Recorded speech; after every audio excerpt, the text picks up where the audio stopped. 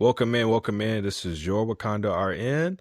And so I have a special guest with us today. So if you don't mind introducing yourself to the audience. Hi, my handle, that what kids say these days, my handle is EFCSLP. I'm a speech language pathologist. My background is a little unusual. I actually have a master's degree in opera, and I was an opera singer for about almost 2 decades. And then I got into speech language pathology. And now I practice mostly in the outpatient setting. Have primarily adult and geriatric patients. I have some pediatric patients, and then I also PRN occasionally in the acute settings in the hospital. Okay, okay.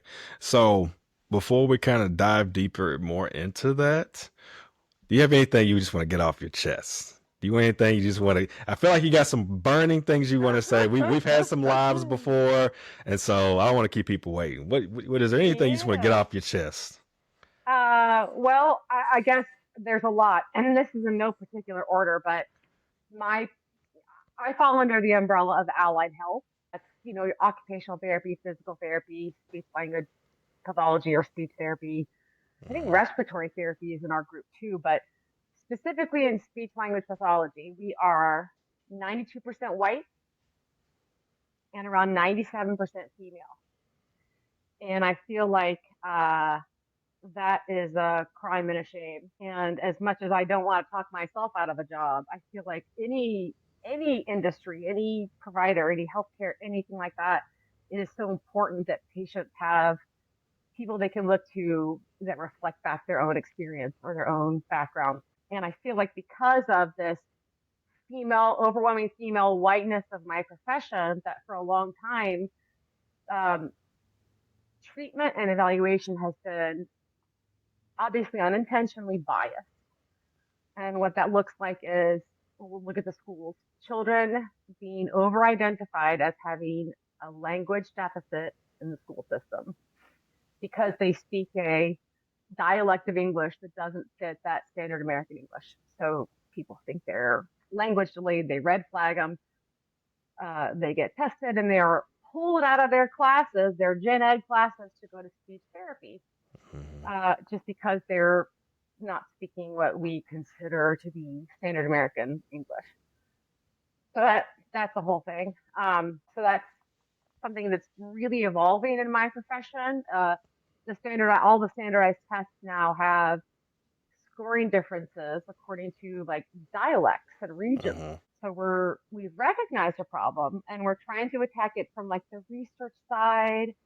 So what we haven't quite gotten to is putting the word out there and gathering in people to join our profession that don't look like this. Hmm. Okay. When I was Okay. in grad school, my cohort was considered very diverse because we had two non-white students. It's not a small school, and we were like the diversity poster, and Mm-hmm. that's a crime and a shame. So that's kind of one of my big banners that I carry every day. And then the second would be that allied health can do a lot for a lot of people. And I feel like within the field of healthcare, not everybody understands what we do, what our scope of practice is, and how many of those patients they treat that they just can't seem to get into quite the right specialty or the right referral that we are who they need to see. We've got like a So PR problem, I guess. So I agree with that. I want you, before you keep going. So the general public doesn't have a good understanding. So I got two questions. Why is that? Why doesn't the general public have a good understanding? And how can you put that in layman's terms where the general public can understand? I think it's because we're super bad at naming our profession. Speech language pathology, like what does that even mean? And if you use the term most people are comfortable with speech therapy, Mhm. what does everyone think? The kid who can't say their R's right. But Yes. our scope of practice is like pretty broad. I am a neuro-based SLP. So I deal with people who've had strokes, brain injuries, people who have progressive neurological diseases like Parkinson's or ALS or MS, which PS I also have. I'm an MSer. I'm very messy. Um, and I deal with language deficits. I don't understand you. I can't express myself. I deal with swallowing disorders. I deal with like attention deficits, memory deficits, all sorts of brain stuff. But I also work with head and neck cancer patients who are undergoing treatment for their cancer and have issues with their swallowing or their voice. I provide gender affirming care to people who are transitioning to help their voice match their gender identity. And I help little kids say their R's. You can't forget that last part. We can definitely not forget No, that last that's the part. worst. That's the hardest part, honestly. So, so for which I think that does help. So, which I know this is probably going to be a common question that you probably typically get, but just for the audience to have a better understanding. So if you could give like a general overview of like a day in the life of what you do, just a brief summary, what would that look like? Just a brief summary just of your everyday. Well, first I look at my productivity expectations. Just kidding. I don't think about that. It is what it is. It happens or it doesn't. But on any given day, normally I'll have like maybe like one or two pediatric patients, Mm, and those are usually kiddos that have an identified language delay. They're late talkers or they're really unintelligible, and so I got to set the whole room up like it's some fun party room at a kid's birthday. And then I got to break that all down so that I can deal with my 87-year-old who just had a stroke and can't swallow anymore. And then I work with that person and they go away. And then I've got a person who's aphasia or their inability to either understand or express themselves through language mhm, is so severe that they can only make a few sounds. And then I got to break all that down. And then I got to bring in my, patient who's transitioning to match their gender identity and work with them and their voice. I got to break all that down. So it's like hat, hat, hat, hat, which I know as a nurse, you're like, uh-huh, mm-hmm, cry me a river. Yeah, not at we get all. all Not patients that are different. So uh, not not at all. The longer I've been in this profession, the more I have a better understanding of each individual's responsibility. So I have much respect. So. yeah. And then when I work in acute care, I'll typically have like, like 4 or 5 inpatient rehabs. And then anytime like a new stroke comes in, if they meet certain criteria, like typically the RN can assess their swallowing function, but if they Mhm. tick up a bunch of boxes, it has to be speech. So I'll go and assess a bunch of new strokes or new TBIs for swallow, and then I get to tell the nurse the dreaded news. This patient is NPO, and then the look, and then what are your recommendations for medication? And I'm like, I don't know, but it can't go in their mouth. It Like can't go. y'all Yeah. know that part. Like, and Uh, then they're okay, thanks, yes. thank you so much, Ellen. Help, goodbye. But I've had nothing but like wonderful experiences with the RNs on like my acute assignments. They've been really fantastic and really understanding. And I find like the ICU nurses in particular have gotten really good at understanding who to call for what when it comes to allied health. They're probably the Mhm. best at honing in on not my job, let's call speech, or not my job, like let's call Mhm. OT or whatever. And when I say not my job, I mean like not my scope. So Mhm. love me some ICU nurses. I mean the rest of y'all are pretty good too. Not gonna lie, but So I do want to ask talk something from the very beginning. So we talked about the large percentage of speech pathologists. I'm just going to keep it short and sweet. Speech pathologists that are mostly identified as white. They're not very diverse. Do you think it's intentional, or do you think it's just a misrepresentation? The word's just not out. Like why do you think that is? I don't think it's intentional. But Okay. I also think it's one of those things where every time we bring it up, everyone's like, "What do we do?" Hmm. Like, I mean, we've all got our certifying bodies, and we have one too. And I feel like they're maybe not doing as much as they could to address this. Hmm. But my personal opinion, and this was just the inside kind of cogs in my head, the wheels turning, is that for the most part, non-white people that encounter my type, Hmm. it's not in a good way.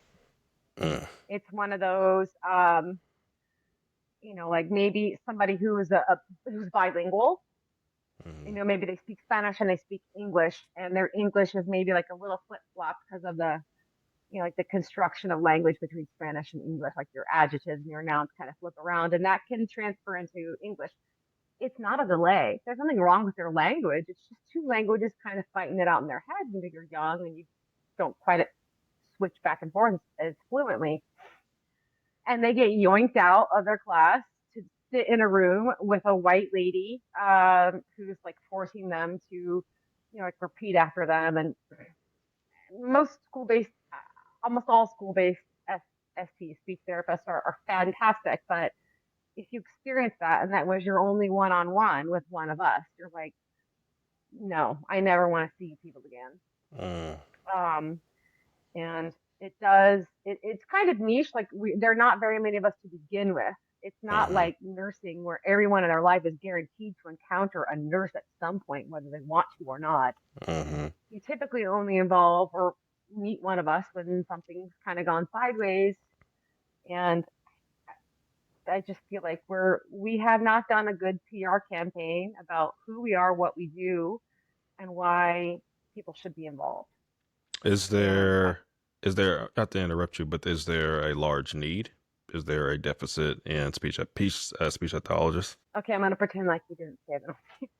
I have to There's a ask. huge This this need. this is this There's is a the general. I just asking for the I general know audience. I'm just winding you up. There's a huge need. I mean, every profession in healthcare, from MDs to registrars to patient transport, there's a huge deficit. Really? Um, People tell me differently, but really, I mean, well, tell well, there's like a lot of nurses running around, or they tell me that there's no deficit. I've had people legit tell me with a straight face that there is no deficit.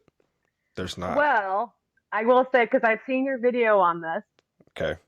My personal experience in my area is that we do not have a shortage of professionals that can fill these roles. It's a choice by admin to understaff. But because I watched your videos and I'm fangirling a little bit, I also know that guess what? What happens in my area doesn't represent the universe, right? So there are Right. definitely areas where there aren't enough warm bodies to fill the roles. Yeah. I face a purposeful staffing shortage and not a deficit, but in like available warm bodies. There's a huge need. Um, Allied health in general, physical therapy, occupational therapy, speech therapy.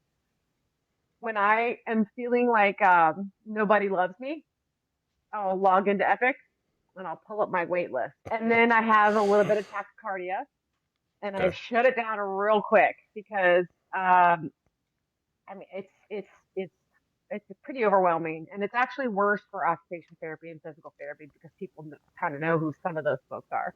Uh-huh. Um, but the VA in my area, um, I want to say Obama put this in place. I might be misspeaking, but like when the VA becomes overwhelmed, they can send their patients out into the community to seek treatment, so they don't have to be treated specifically by like a VA hospital. Yeah, that's true. Um, Yeah. and yeah, I was pretty sure that was true, but Uh-huh. one time I was told that I was wrong, and I never wanted to talk about it again. I Uh, got you. I go through these cycles where I will get in one day 25 VA referrals. 25, that's pretty big That is pretty for big. outpatient therapy in my area Uh-huh. or in particular. And I go, oh, the VA's SLP must have quit again. One SLP that works in two large cities and has to drive back and forth to treat VA population for two really large cities. I mean, it's no wonder Uh-huh. they quit so damn quick. If we're only doing one, I mean, like, what even is that? And then the system becomes overwhelmed. And I'm a little bit specialized in head and neck cancer. I mean, not a little bit specialized, but not everybody treats head and neck cancer. I have that as a specialty. And so they all get routed to me, like all at once, a big tsunami. And I mean, you know how it is any kind of healthcare field. People get overworked, overwhelmed, underpaid, underappreciated. and they've got to piece out if they want to keep their heads on straight. Yes. And that's when the population shifts around to all the other providers. So yeah, there's a pretty big deficit. So It's pretty unfortunate because just kind of touching back on the deficit, whether it's intentional or unintentional. I mean, because if you think about it like this, I mean, how greedy can somebody be to try to save a few dollars here and there? From we're talking about multi-million dollar corporations, billion-dollar corporations, and they're worrying about paying one individual a few $1,000s a year just to help out. Just imagine the efficiency. Just imagine the patients that could be taken care of if you pay for another speech pathologist, or you pay for another occupational therapist, or you pay for another respiratory therapist. Like if you just open up your checkbook, that I think they misunderstand how much money they would make because of the efficiency that you. I'm just saying. I'm just saying. Just imagine the efficiency and the type of patient care that you can provide if you had these type of individuals. Like, hey, how are you? How are you? hey, Hello, Hello. hello. Hello, hello. this is my allied healthcare hero colleague, Dr. Uchi Rhymes with Gucci. How's it going? How's it going? Good, Uh, good. Oh my god. it, I sorry, I just popped in the middle of it. no, no, no, no. You're good. You're good. Oh, You're and he good. just happened to be wearing his muscle shirt. No, I'm just kidding. We really did surprise him. But let me answer this one question first, and then it's spotlight on Uchi because OT is where it's at. Um, but I always say, Wakanda, the fact that you can't make people be compassionate, you cannot make people make the right decisions because it's the right decision. At the very least, you can convince them that it costs them less in the long run to cover OTPT speech and get Mhm. that person where they need to get safely rather than recurrent pneumonia, recurrent falls, constantly having all these issues. It's less to pay in for this kind of, I mean, in allied health, we don't get a huge reimbursement. I mean, I don't think it's any worse than other fields, Mm, but okay. like so much cheaper than what happens when you screw people over and nickel and Hmm. dime them and they end up having a huge event which lands them in the hospital and then sends them back to inpatient rehab and then sends them back to outpatient rehab. It's like if you don't give a crap about people